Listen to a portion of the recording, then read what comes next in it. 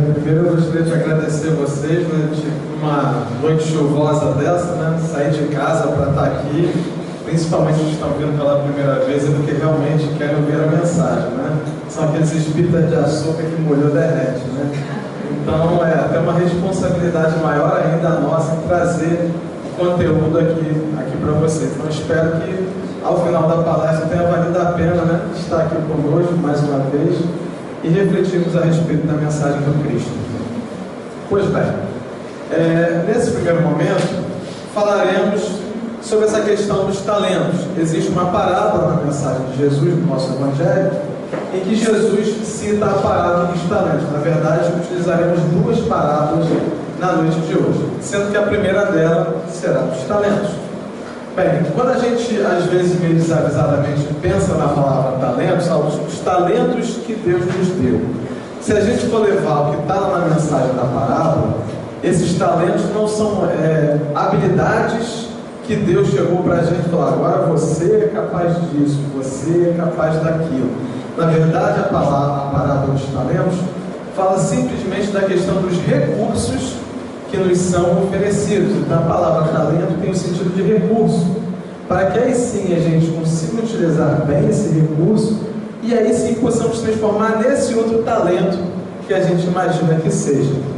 Pois bem, como também tem gente vindo pela primeira vez, não sei até que ponto todos conhecem essa parábola, a gente começa passando por ela, tentando traduzir um pouquinho daquilo que Jesus disse há 2000 anos para aquelas pessoas dentro daquele nível de entendimento. É claro que nós hoje temos outro nível de entendimento, faremos essa análise à luz da doutrina espírita. E chamamos assim a confiança de Deus e o uso dos talentos. Então vamos lá essa passagem. Lá no Evangelho de Mateus, as duas parábolas estão associadas ao Evangelho de Mateus. E Jesus, contando aquelas histórias, numa delas disse: digo também que o reino será como o Senhor, que ao sair de viagem convocou os seus servos e confiou-lhes os seus bens. A um deu 5 talentos, ou seja, recursos, né? A outro 2 e a outro 1 talento, a cada um conforme a sua capacidade pessoal. Ou seja, esse Senhor conhecia bem os seus servos e deu a cada um conforme a sua capacidade pessoal. E em seguida partiu de viagem. O que havia recebido 5 talentos saiu imediatamente, investiu-os e ganhou mais 5. Da mesma forma, o que recebera 2 talentos, ou seja, o que recebera 2 recursos, também ganhou outros 2, ou seja, chegou a investir novamente aqueles recursos que foram confiados. Entretanto, o que tinha recebido 1 talento, afastou-se, cavou um buraco na terra e escondeu o dinheiro, ou seja, o talento naquela parábola era o dinheiro, era o recurso, que o Senhor havia confiado aos seus cuidados. Após um longo tempo, retornou o Senhor daqueles servos e foi acertar contas com eles. Então, o servo que recebera 5 talentos se aproximou do seu senhor e lhe entregou mais 5 talentos, informando: o Senhor me confiou 5 talentos, eis aqui mais 5 talentos que ganhei. Respondeu-lhe o Senhor: muito bem, servo bom e fiel. Foste fiel no pouco, muito confiarei em tuas mãos para administrar. Entra e participa da alegria do teu Senhor. É claro que vai seguir, né? Assim também aproximou-se o que recebera 2 talentos e relatou: Senhor, 2 talentos me confiaste, trago-lhe mais 2 talentos que ganhei. E o Senhor novamente lhe disse, para o segundo agora: muito bem, servo bom e fiel, foste fiel no pouco. Veja que ele chamou que era pouco antes e pouco também para o segundo, Claro que para os servos era muito, mas para o Senhor era pouco. Muito confiarei em tuas mãos para administrar. Entra e participa da alegria do teu Senhor, Vai chegar a vez do próximo, Chegando finalmente o que tinha recebido apenas um talento, explicou: Senhor, eu te conheço, sei que és um homem severo. A visão que ele tinha do Senhor, né? Que colhe onde não plantou e ajunta onde não semeou. Diante disso, né? Por isso tive receio e escondi no chão o teu talento. Aqui está, toma de volta o que te pertence. Aí vem a resposta, né? Sentenciou-lhe, porém, o Senhor: servo mau e negligente, sabias que colho onde não plantei e ajunto onde não semeei? Então, por isso, ao menos devias ter investido meu talento com os banqueiros, para que quando eu retornasse, o recebesse de volta, mais os juros. Sendo assim, tirai dele o talento que lhe confiei, e dai ao servo que agora está com 10 talentos. Pois a quem tem, mais lhe será confiado, e possuirá em abundância. Mas a quem não tem, até o que tem lhe será tirado. Pesado, né? Quanto ao servo inútil, lançai-o para fora às trevas. Ali haverá muito pranto e ranger de dentes. Bem, é pesado, né? É claro que hoje a gente tem uma outra visão, outra reflexão a respeito do Senhor. Mas naquele primeiro momento era a linguagem que eles conseguiam entender. E mesmo diante disso tudo que a gente aprendeu, mesmo com o advento da doutrina espírita, a gente ainda vive a nossa vidinha aqui em medo e ociosidade.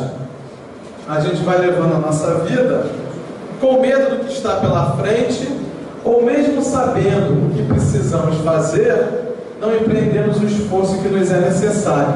E aí a gente vive assim, né? Querendo um recurso do céu, querendo que alguém nos ilumine o caminho, mas mesmo que o caminho seja iluminado, a gente tem dificuldade de enxergá-lo, a gente só vê dificuldade, a gente não consegue usar os recursos que já tem para buscar esse caminho. Trazendo de volta a parábola, quanto aconteceu ao servidor invigilante da narrativa evangélica, há muitas pessoas que se acusam pobres de recursos para transitar no mundo como desejariam. Aí lembramos aquela outra passagem: ninguém terá uma cruz maior do que é capaz de carregar. E aí, né? Olhando os recursos que nós temos, como é que a gente se posiciona diante da vida? Diante dos conceitos espíritas que nós já temos? Será que a gente já entende que é capaz de fazer alguma coisa?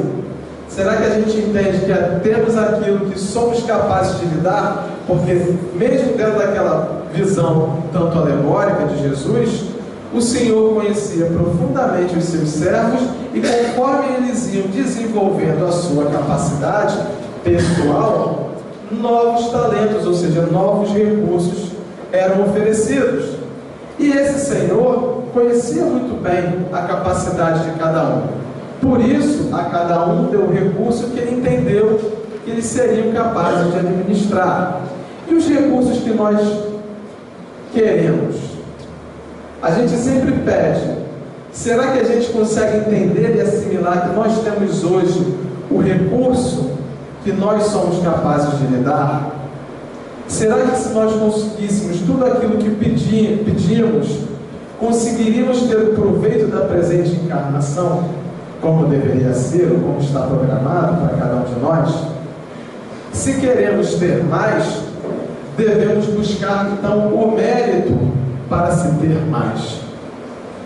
Essa sim é a grande sacada diante disso. Mas a gente se prende nesse labirinto, achando que a gente é pobre de recursos, a vida é assim mesmo, então vamos levar a vida do jeito que dá. E a gente não percebe que cada um tem a sua cruz, e a gente sempre acha que a nossa cruz é maior que a dor do outro, a cruz do outro. É assim, né? Mas será que é assim que tem que ser? Então esse é o momento da nossa reflexão. É o momento da gente pensar o que a gente faz dessa oportunidade. E ele segue lá, né? E o servo recolheu-se à ociosidade, alegando o medo da ação. Ele teve medo do Senhor, ele teve medo de agir. E como nós traduzimos os nossos medos? Será que os nossos medos estão relacionados àquela falta de recurso. Não consigo porque a minha vida é assim, não é do jeito que eu gostaria que fosse. Quais são os medos que nós normalmente apresentamos? Quais seriam esses? Trazemos aqui alguns exemplos, né? Medo de trabalhar. A pessoa fala, mas eu não sei o que fazer. Se a gente se dispor ao trabalho, o trabalho aparece. Mas tem que se dispor. Mas eu não sei fazer. Para isso estamos aqui para aprender. Então é o medo que a gente tem que se livrar. Medo de servir, aí não é medo, né? A gente quer sempre ser servido. A gente quer sempre que alguém faça algo por nós. E o quanto nós nos dispomos a fazer algo pelo outro. Queremos que a espiritualidade nos sirva, nos ajude, mas a espiritualidade nos usa como instrumentos da vontade do Pai. E se nós formos instrumentos falhos, também não conseguiremos ajudar e não conseguiremos nos ajudar. Medo de fazer amigos, medo de se relacionar, isolamento. Quantos de nós nos isolamos diante da vida? Se a gente percebe que ninguém é igual a ninguém, nós viemos aqui para aprender uns com os outros. Então não tem jeito, não dá para fugir disso. Porque eu preciso aprender e de vez em quando eu vou também ensinar. Já dissemos aqui numa outra oportunidade que ninguém é tão bom que saiba tudo e ninguém é tão ruim que não tenha algo também a ensinar. E assim a gente vai aprendendo. Medo de desapontar. Ele ficou com medo de desapontar o Senhor, então ele cavou o seu talento. Medo, a gente tem medo de desapontar ou a gente tem orgulho? O medo de desapontar é medo de que impressão as pessoas terão da gente, ou porque nós não queremos mostrar fraqueza, queremos sempre nos mostrar fortes. Não adianta se enganar, a gente precisa se conhecer, porque essas fraquezas aparecerão e precisam aparecer para que cada um de nós reconheça a ação que nos é necessária, cada um com uma necessidade. Temos medo de sofrer. Ele escondeu o talento com medo de sofrer as consequências. A grande maioria dos sofrimentos na nossa vida são decorrentes das escolhas que fazemos. Nós ficamos maldizendo a vida, né? Dizendo que não temos recurso. E a gente sofre, a gente fica dizendo que é por causa de vida passada, porque a gente já acredita em reencarnação, mas a gente não consegue perceber que a vida presente é a consequência de tudo aquilo que escolhemos. Então estamos inseridos nesse mesmo contexto. Medo da incompreensão. Ninguém é igual a ninguém, logo não agradaremos a todos. Nem Jesus agradou a todo mundo. E o Cristo também não tinha a pretensão de agradar a todo mundo, ele tinha a pretensão de trazer a sua mensagem.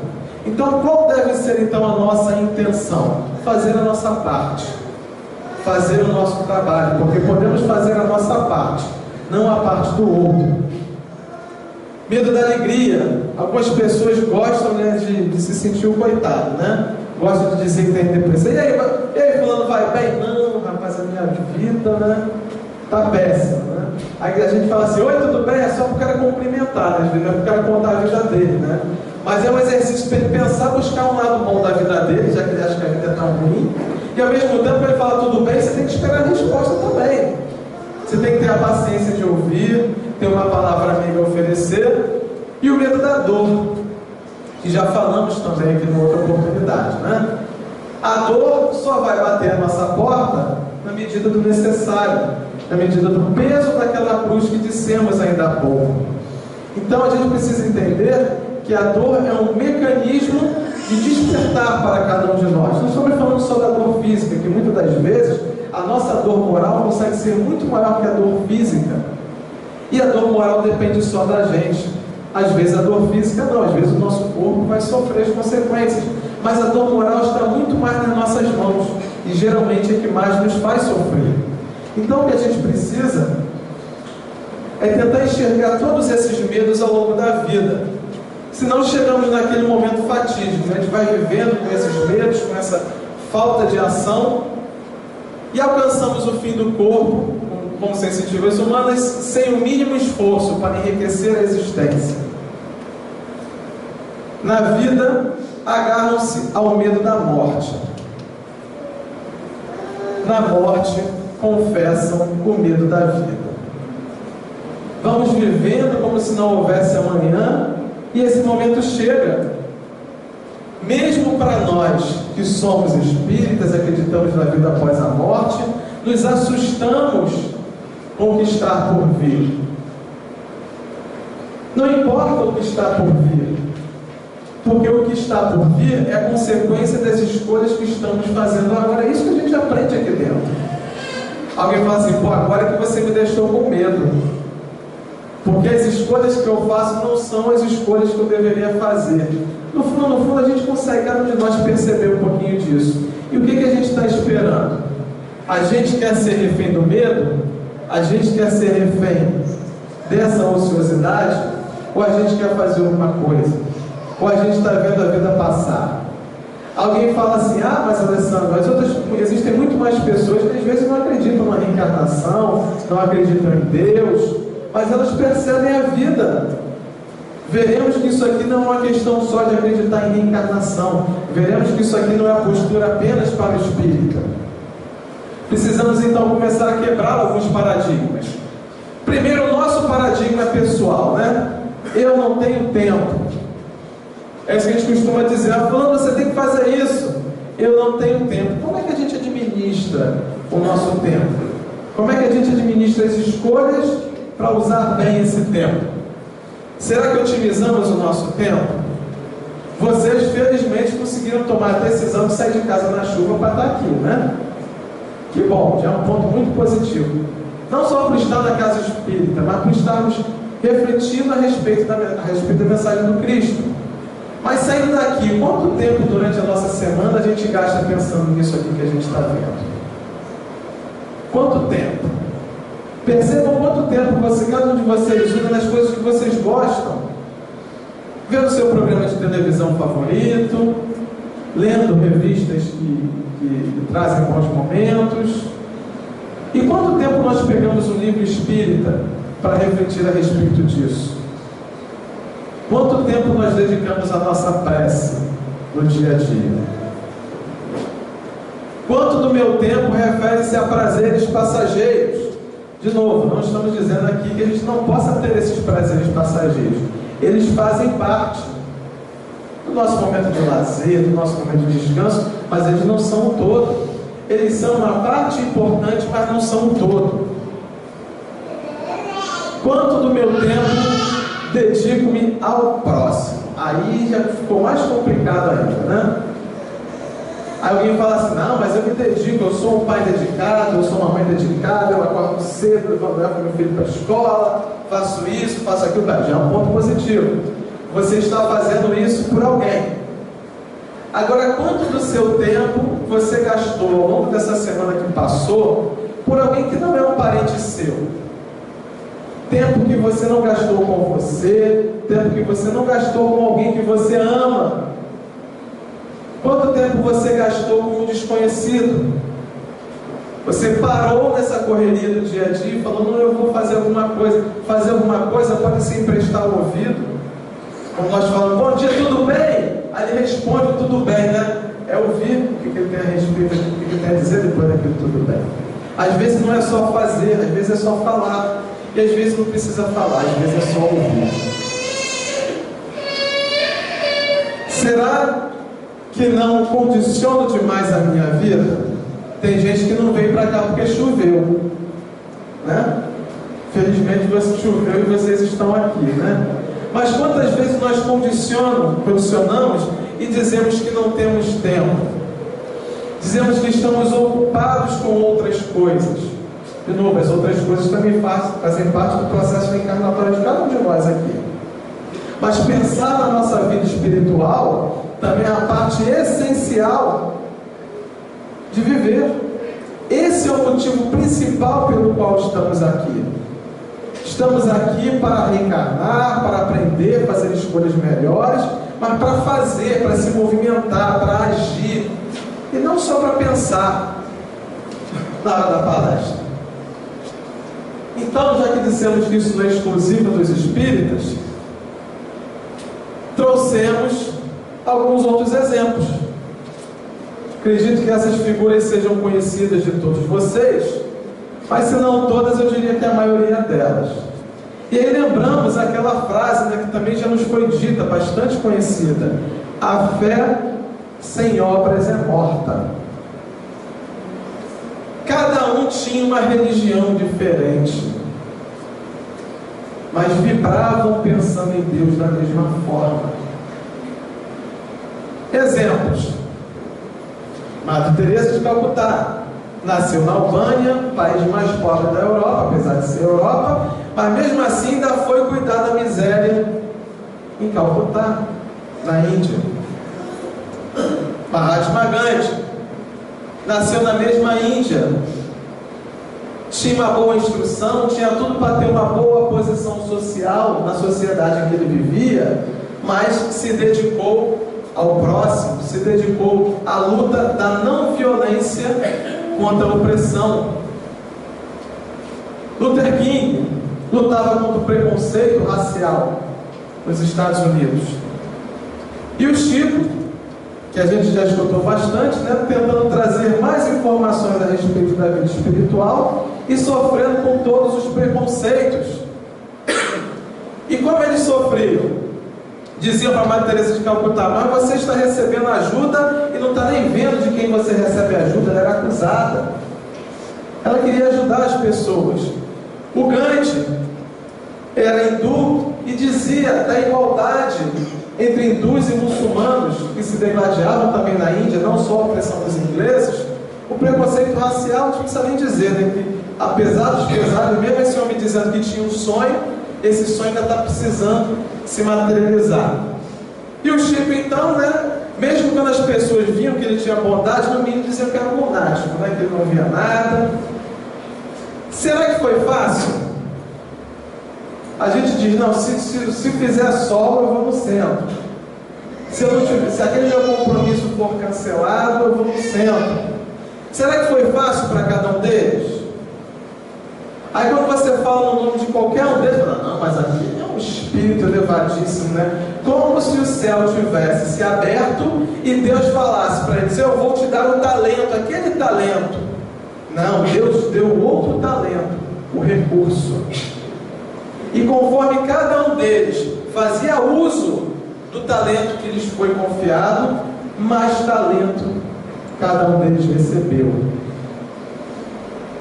E o que Deus espera da gente é que a gente não tenha tantos talentos, mas Ele espera que a gente pegue aquele nosso 1, ou 2, ou 3 talentos e façamos algo disso. Eles não se conformaram com o mundo em que viviam. Às vezes a gente fala: a vida é assim mesmo, não adianta, que as pessoas não mudam. Se eu acreditar que as pessoas não mudam, eu tenho que até deixar de ser reencarnacionista, porque está sendo uma banalidade reencarnar, se eu acredito que as pessoas não mudam. As pessoas vão mudar, só que algumas num ritmo mais lento, outras num ritmo mais rápido.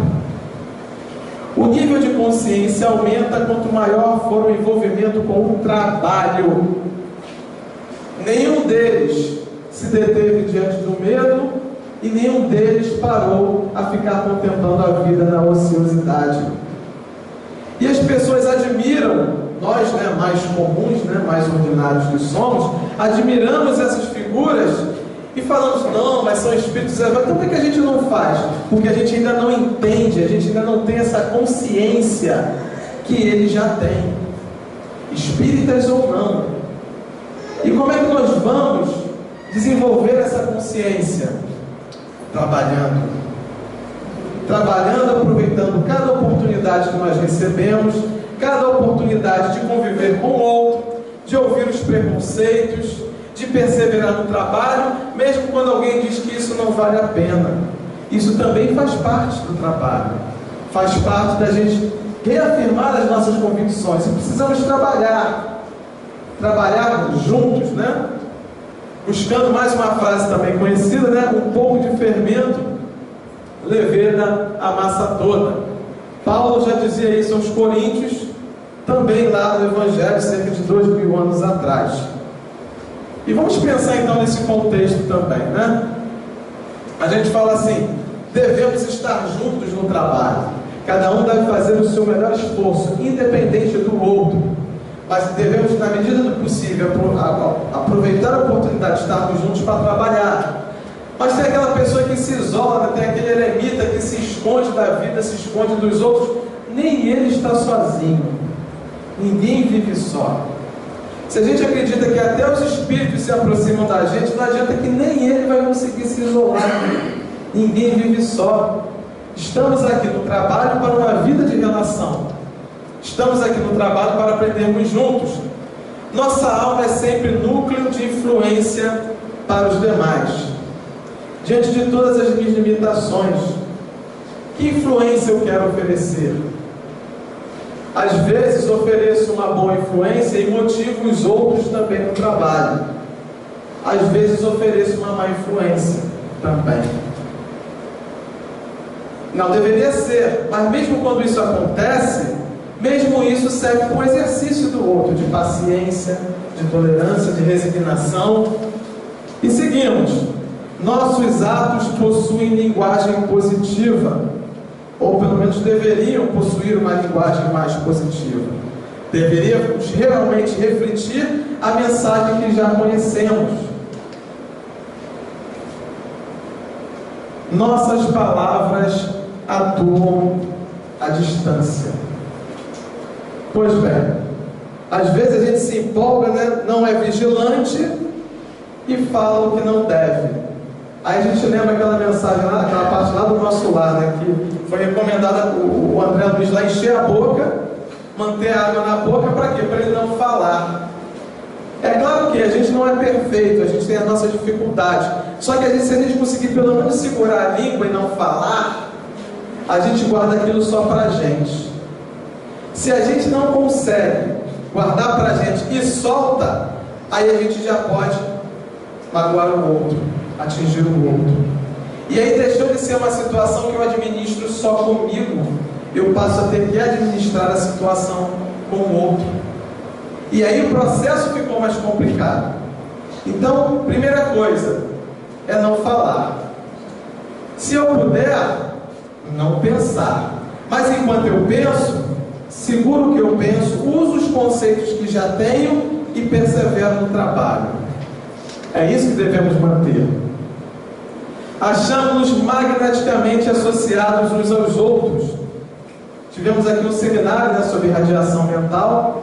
Nós irradiamos aquilo que somos. Se queremos irradiar algo bom, eu preciso me tornar bom. A gente troca energias o tempo todo. Então eu preciso mudar a forma que eu quero pensar, a forma que eu quero agir e a forma que eu quero falar. Ação e reação caracterizam-nos a marcha. A gente sempre fala da lei de causa e efeito, mas a lei de causa e efeito, ela não se aplica só a mim e você, ela se propaga. O bem que aqueles quatro faziam, exemplificavam, se propagava e motivava outros a também refletir sobre aquilo e falar, não é que deve valer a pena? Se ele consegue trabalhar e perseverar, se eu trabalhar que nem ele, será que eu posso desenvolver aquele sentimento? É importante. É preciso saber, portanto, que espécie de forças projetamos naqueles que nos cercam. É esse efeito em cadeia, né? Se a gente fez um efeito bom, se propagar algo bom, se a gente fizer algo ruim e esse algo ruim se propagar, fica mais difícil depois de retornar isso. Mas vai ser necessário da mesma forma. Esse é o processo reencarnatório. Como não somos capazes de lidar com os 5 talentos, Deus nos oferece 1, 2, 3. Valorize e administre bem esse 1, 2 ou 3, que o resto vem em consequência. Nossa conduta é um livro aberto. A gente fala assim, mas o fulano, ele esconde o que ele é, ele não é bem isso. Gente, a espiritualidade vê tudo aquilo que nós somos. A gente pode tentar enganar, a gente pode tentar se enganar, mas eles sabem, tanto sabem que prepararam essa reencarnação para cada um de nós, não nos condenando, não nos dizendo, mas você vai lá, mas você não. Você por enquanto, você não é, você por enquanto está. E as oportunidades são oferecidas para que a gente corrija. Então também não devemos ficar nos lamentando se a espiritualidade vê como estamos no momento. Devemos pedir ajuda para que nós possamos ser diferentes daquilo que por enquanto somos, mas um diferente para melhor. Quanto de nossos gestos insignificantes alcançam o próximo, gerando inesperadas resoluções. Às vezes a gente deixa de fazer algo porque a gente acha que é insignificante. Ah, mas é só isso aqui não tem nada demais. Às vezes não tem nada demais para você, mas às vezes para o outro tem. Aquela pessoa, o seu vizinho, o seu colega de trabalho, que ninguém conversa com ele, se você só conversar com ele, se você der o seu bom dia e ouvir o retorno do bom dia dele, às vezes ele ganha um dia por isso. Será que a gente tem tempo para isso? Oferecer um pouquinho do nosso tempo para isso?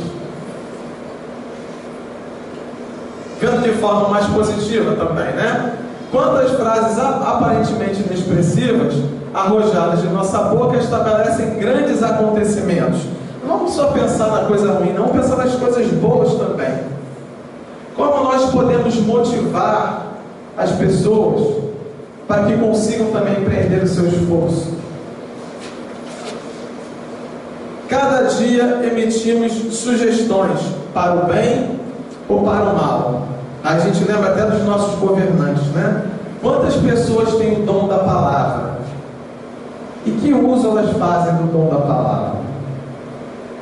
De novo, né? Elas vão ter a consequência daquilo que fazem, ou daquilo que falam, porque às vezes nós motivamos e conduzimos diversos outros para um determinado caminho. Será que a gente está preocupado? Que efeito a gente está gerando na vida do outro? Quando nós temos alguma responsabilidade no trabalho, uma posição de liderança ou na família, será que nós estamos dando toda a atenção devida ao outro na posição em que nos encontramos? Porque somos responsáveis, né? Aí você já trouxe também até numa outra palestra, né? Aquela frase do Pequeno Príncipe, né? Você se torna responsável por aquilo que cativas. E como nós estamos cativando? Como nós estamos influenciando as pessoas? Dirigentes arrastam dirigidos. Isso tudo é da mensagem anterior, né? Servos inspiram administradores.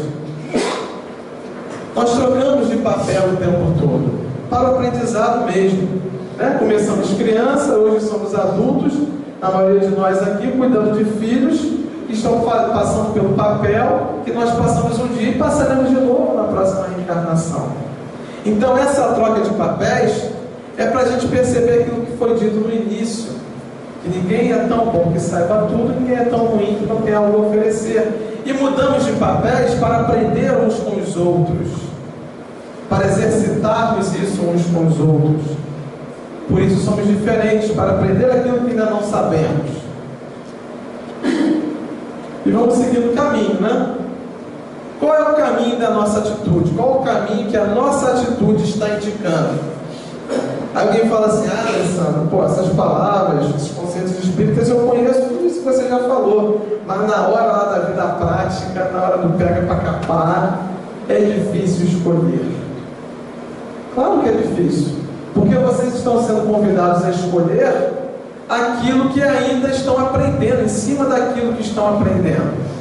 Ninguém volta na escola para aprender aquilo que já sabe, né? Às vezes a gente repete de ano para aprender aquilo que ainda não aprendeu. Então não se iludam, todos nós estamos diante das situações que ainda precisamos aprender. Isso vai gerar medo, isso vai gerar insegurança, é natural. O Celso falou assim: é a primeira vez aqui que eu estou dirigindo, mas ele encarou o desafio. E quantas pessoas falam assim: não, esse desafio não é para mim não. A pessoa que admite enfrentar o desafio, mais do que o desafio, ela está topando se enfrentar, ela está topando se melhorar. A grande consequência que você pode sofrer nesse movimento é ser alguém melhor, é ser alguém mais feliz. Mas mesmo com esses insumos todos, eu não sei qual é o caminho. Então a gente pode pensar o seguinte: o que o Cristo faria nesse momento? diante dessa decisão que o Cristo iria decidir para o lado A ou para o lado B. Alguém fala, mas eu não sou o Cristo. Aqueles 4 também não são o Cristo. E diante das suas dificuldades, fizeram as suas escolhas. Foram livres para escolher, continuam livres para escolher, né, que são espíritos desencarnados, e nós aqui também somos livres para escolher. Mas temos insumos, mesmo diante dos medos, mesmo diante das inseguranças, mesmo diante das dificuldades, temos insumos para escolher melhor. Mas precisamos escolher. Tem gente que prefere nem escolher. E aí fica estagnado, é claro. Mas precisa ter ação, é preciso ter movimento, né? Lembrando, né? Um pouco de fermento leveda a massa toda. Nós dispomos de recursos para analisar a extensão da nossa influência, já não somos mais ignorantes. Mas podemos, não dispomos dos recursos para analisar a extensão da nossa influência, mas podemos examinar-lhe a qualidade essencial. Ou seja, não conhecemos tudo a respeito da vida espiritual, mas já temos recursos suficientes. Entendemos a questão da reencarnação, entendemos a questão da lei de causa e efeito, entendemos que eu preciso aprender aquilo que eu não sei, entendemos que mesmo diante das minhas dificuldades, existem espíritos que estão querendo me ajudar, como existem espíritos também que querem atrapalhar, né? Também cada um no seu momento. Mas para que lado eu estou seguindo? Para que lado as forças que eu tenho dentro de mim me conduzem? Para que tipo de influência? Porque nós influenciamos, mas somos influenciados. Que influência eu quero que me conduza? Antes da gente maldizer os espíritos obsessores, a gente deve pensar na nossa conduta. Porque não existe obsessão sem ação efetiva do obsidiado, sem uma permissão de influência do obsidiado. É outro tema, mas isso é para outra discussão no outro dia. Mas nós sintonizamos, nós usamos essa influência, irradiamos, como dissemos, e buscamos aqueles que estão atrelados aos nossos propósitos. Quais devem ser os nossos propósitos diante disso tudo que aprendemos? Devemos pensar sempre nisso. Acautela-te, pois o alimento invisível que forneces a vida te rodeia. Nós trocamos e nós também somatizamos tudo aquilo que vibramos. Sofrendo com aquele medo de sofrer, dissemos que muitas das vezes nós sofremos mais na vida presente do que decorrente da vida anterior. Nós somatizamos efeitos até no nosso corpo, das nossas escolhas. Aquela pessoa que se diz um coitado, ela vai sofrer até fisicamente, porque ela vai se envolver com energias que vão desequilibrar o seu corpo, por escolha própria, por não pensar diferente, por não agir diferente, por não fazer uso do talento que já tem. Aí a gente fala assim, todos nós somos filhos de Deus. Somos todos iguais? Não. Nós não somos iguais, muito pelo contrário, não existe um ser humano igual ao outro. Mas somos todos criados da mesma forma, como dissemos já na Casa Espírita, simples e ignorantes, e com uma destinação que é a felicidade.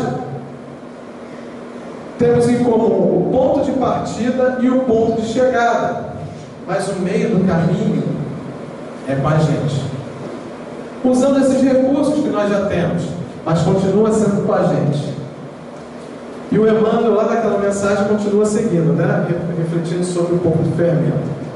Desdobra-se-nos o destino em correntes de fluxo e refluxo, né? A gente está com o bumerangue e ele volta, né? Faça ao próximo aquilo que você gostaria que fizesse com você, porque volta, isso volta para a gente. Se vai voltar para mim, eu quero que volte uma coisa boa. Mas para voltar uma coisa boa, tem que oferecer uma coisa boa. A gente joga algo ruim, espera que algo bom volte. Será que funciona dessa forma? Será que a vida é dessa forma? Seguindo, as forças que hoje se exteriorizam de nossa atividade voltarão ao centro de nossa atividade amanhã. Apesar das reencarnações, a vida é contínua. Os nossos valores não mudam em saldos, mudam na medida do esforço. Então aquele medo da morte que nós tivemos lá no início você só vai ter um corpo a menos, o resto tudo continua igual. A gente fala assim, o fulano, né, foi dessa para melhor, não foi dessa para melhor, foi dessa para mesma.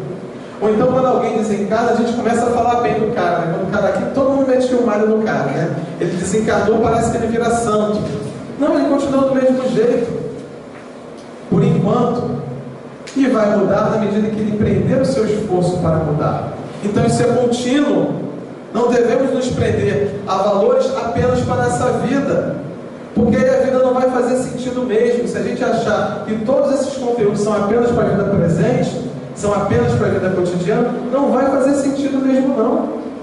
E a gente vai procurar respostas na vida material que a vida material não vai nos oferecer. Mas se a gente entender que dentro desses conceitos do dia a dia, da rotina, que a vida nos oferece, a gente começa a perceber os valores espirituais que estão por trás de cada momento que vivemos, dos bons e dos não tão bons assim. Está dentro aqui, né? Então seja você mesmo, mas seja você mesmo melhor. Conhecimento a respeito de Deus e de mim mesmo. Ou seja, hoje a gente já entende que o Senhor não é aquele Senhor que planta e que colhe onde não plantou, que castiga. Não é esse Senhor.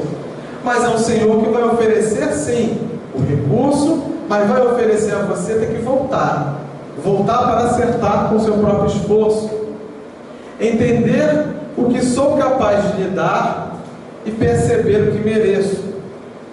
A gente pode ficar maldizendo a vida, pode ficar maldizendo Deus, né? Tem até uma frase que o pessoal bota até no carro, né? O pessoal fala assim, né? Deus, você sem Deus não é nada, Deus sem você continua sendo Deus, né? Tem uma frase que o pessoal fala no carro. Deus não vai mudar porque a gente pensa de um jeito ou do outro.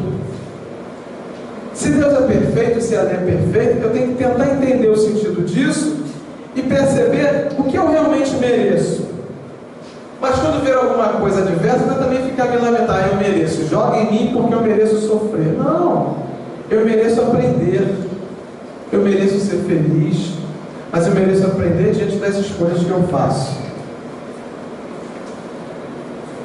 Se quero mais, preciso fazer um pouco mais a cada dia, né? Quantas vezes a gente fica assim, né, na nossa casa, né? Sentado em frente à televisão, né? Vida sedentária, né?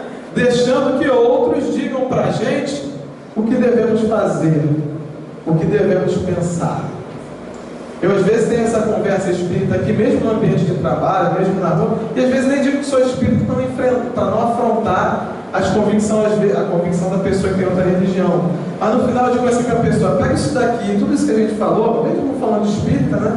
Porque esses conceitos da moral cristã são os mesmos para todo mundo. Aí eu falo assim, você pega isso tudo que eu falei, bota num saco, chacoalha, né? Aí olha lá dentro. Se alguma coisa que você achou que viu lá dentro não gostou, joga fora. Mas se alguma coisa prestou, use isso a seu favor. Isso acontece comigo, acontece com você, acontece com qualquer um. Influenciamos e somos influenciados. Que influência eu quero ter na vida das pessoas? A gente quer ser amado, né? Todo mundo quer ser amado. Será que a gente oferece amor? A gente quer que as pessoas tenham paciência com a gente. Será que a gente oferece paciência para o outro? Eu preciso exercitar em mim primeiro. Eu preciso pensar se eu faço exatamente aquilo que eu gostaria que fizessem comigo. Não é o que está lá no Pai Nosso? Senhor, perdoai-os da mesma forma como eu perdoo. Opa, veja bem que isso é sério, né? A gente está falando. Será que a gente está fazendo? Então, por conta disso, nós trouxemos uma outra passagem, uma outra parábola contada por Cristo, que aqui intitulamos de O Servo Cruel. De novo, aquele senhor, né? Da visão de 2000 anos atrás. Sucede como o reino dos céus, o mesmo como um rei, que quis ajustar contas com seus servos.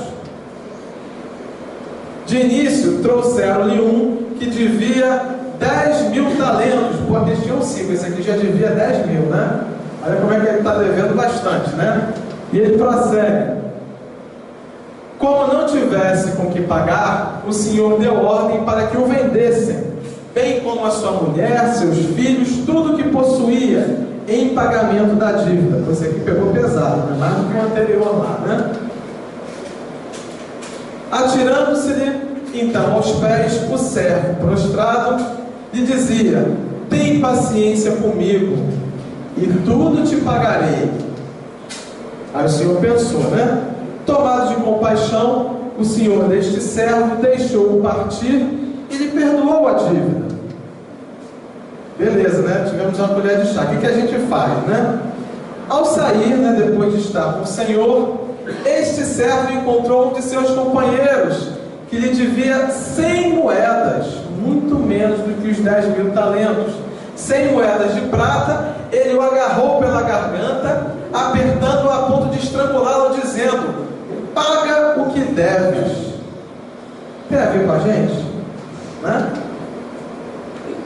Então o companheiro atirou-se-lhe aos pés e suplicava: tem paciência comigo e te pagarei. A mesma frase, a mesma motivação. Mas o outro não só recusou, como mandou trancafiá-lo na cadeia, até que pagasse o que devia. Vendo o que acontecera, os seus companheiros ficaram profundamente contristados e foram informar o Senhor de tudo o que sucedera. É claro que o Senhor vai tomar atitude, né? Vamos lá então. Foi? Então, mandando-o vir, o Senhor lhe disse: servo mau, perdoei toda a tua dívida, porque o tinhas suplicado a mim. Não devias também tu compadecer-te do teu companheiro, como eu mesmo me compadecera de ti? E cheio de cólera, seu senhor o entregou aos verdugos, até que pagasse tudo o que devia. Assim vos trará meu Pai Celeste, se cada um de vós não perdoar a seu irmão do fundo do coração.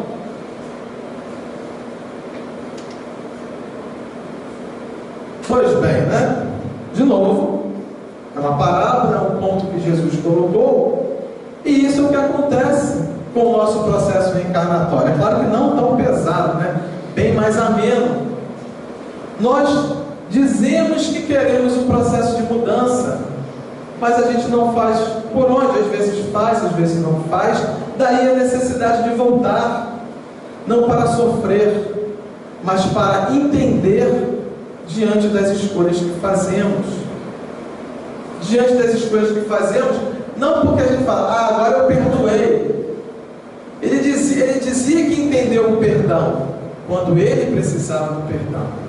Quando ele precisou oferecer, aquele entendimento passou. Sinal de que não era um entendimento, era uma conveniência. E todas as nossas conveniências serão destruídas. Essas conveniências são maquiadas pelo nosso orgulho, e todas elas serão dilaceradas pela vida, se nós mesmos não tomarmos esta atitude de fazer a mudança. Então faça algo enquanto há tempo. Lembra lá no início falando: mas eu não tenho tempo, não tenho tempo por causa disso, não tenho tempo por causa daquilo. É um tempo para você. Quando você está oferecendo do seu tempo ao outro, você está exercitando essa sua relação com o outro. Esse é o trabalho, esse é o processo de mudança. Foi trabalhoso chegar até aqui, né? Quantas coisas cada um de vocês passou, né? Por mais que a palestra seja comum aqui a todo mundo, cada um vai pegando esses conceitos e vai repensando a sua vida. Vai pensando das dificuldades, das coisas boas que fez, das coisas que ainda precisa corrigir, das coisas que conseguiu se superar. Não é bom quando a gente consegue superar algo? A gente não se sente que eu consegui, né? E é isso, a gente tem que conseguir. A gente tem que fazer esse processo. Ninguém vai fazer pela gente. Então precisamos ter o proveito de cada encarnação. Precisamos aproveitar melhor esse tempo. Não sabemos quando teremos uma nova oportunidade, né? Dissemos também numa outra oportunidade exatamente isso. Essa encarnação deu trabalho. Quanto trabalho teremos para preparar a próxima encarnação? Porque a gente fala assim, né? Eu reencarnei aqui, então eu estou aqui com meu pai, porque meu pai foi isso na outra vida, eu estou aqui porque minha mãe foi isso na outra vida, meu filho, minha esposa, meu irmão, e a gente acha que todo mundo volta só para a gente, né? Só para que a nossa reencarnação seja refeita. Não, cada um tem o seu pacotinho. E a espiritualidade tem que promover o retorno de todas essas pessoas, criar situações para que todos os ajustes sejam possíveis, ou pelo menos experimentados, para que a gente consiga de novo fazer aquilo que diversas vezes ainda não fazemos, ou não fizemos. Olha que trabalho a gente dá. Que trabalho a gente dá para a espiritualidade. Então, gente, aproveita esse momento. Esse é o nosso melhor tempo. É difícil? É. Deus sabe que a gente não tem 10 talentos. Temos 1, 2, 3, mas vamos valorizar. Não vamos ver a vida de forma pessimista. Vamos valorizar os talentos que já temos. E acreditem, né? Vai ter cada vez mais trabalho, né? Seremos participantes efetivos da criação, né? Seremos instrumentos da vontade do Pai, né? A doutrina espírita diremos que nós seremos co-criadores do universo. O Cristo passou por isso também, e hoje é o governador desse planeta, passou pelo seu processo de evolução, todos nós passaremos, mas não adianta a gente esperar que vai ficar pensando que a vida vai ser contemplativa do lado de lá. É cada vez mais trabalho, né? Aí a gente leva de novo aquela passagem do nosso lar, em que o André Luiz tem um primeiro contato lá com a veneranda, né? Mas que espírito sublimado, né? Vem aqui até a gente, se apresenta e tudo mais. Aí falando para ele, não, essa aqui, meu amigo, essa aqui, só que em nosso lar ela trabalha 100 anos, sem descanso. Mas aqui, nossa, 100 anos sem descanso, não consegue uma semana, né? Sem descanso. A gente na segunda-feira já está pensando em chegar a sexta para ter o sábado e o domingo para descansar. É assim que a gente vai, imagina 100 anos de trabalho. Só que esse trabalho é um trabalho de prazer. Se a gente não entender que essa oportunidade de trabalho, o trabalho deve ser um trabalho de amor, a gente só vai sentir que o trabalho é um trabalho de amor se a gente fizer. Ninguém vai sentir pela gente. Então a gente tem que realmente experimentar e passar por isso. A felicidade maior estará em servir e não esperar ser servido. A frase é bonita, né? Mas só vai internalizar dentro da gente quando a gente exercitar. Não adianta alguém dizer isso por nós, a gente precisa sentir efetivamente. Bem-aventurados os puros de coração, pois verão a face de Deus, né? Qual é a face de Deus? Qual é o entendimento da lei universal? É o entendimento do amor, que ainda não sei plenamente, porque ainda não sinto plenamente, mas devo buscar. Devo tentar alcançar para poder melhor entender. Nunca devemos esquecer pelo menos o seguinte, né? Se a gente não conseguiu prestar atenção, não concordou com o que foi dito, gravemos pelo menos isso, né? A cada um segundo suas obras. Poderíamos resumir aquelas duas parábolas, aquelas duas passagens do Evangelho, numa simples frase: a cada um segundo as suas obras. Uma frase do tipo, né? O único mal a temer é aquele que ainda existe em nós, por enquanto. E esse mal se dissipa na medida em que a gente se preenche do bem. O bem só vai ter espaço dentro de nós quando o mal for retirado. E o coração tem uma fechadura que só abre pelo lado de dentro. E essa chave está na mão de cada um de nós.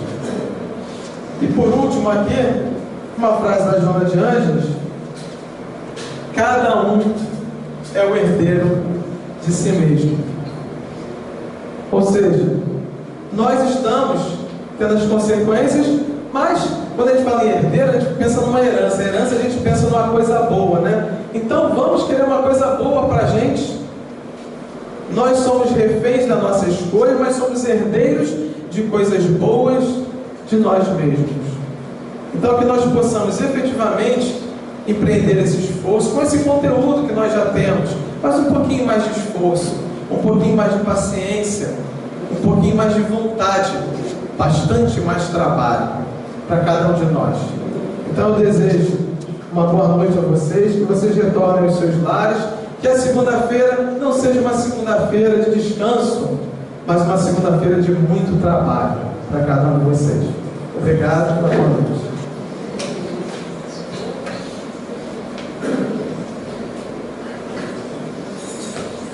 Muito obrigado, Alessandro. Belíssima palestra. Certamente todos nós, de alguma forma, fomos tocados com essas palavras ali. Enfim, vamos refletir sobre esses conceitos. Espero te encontrar.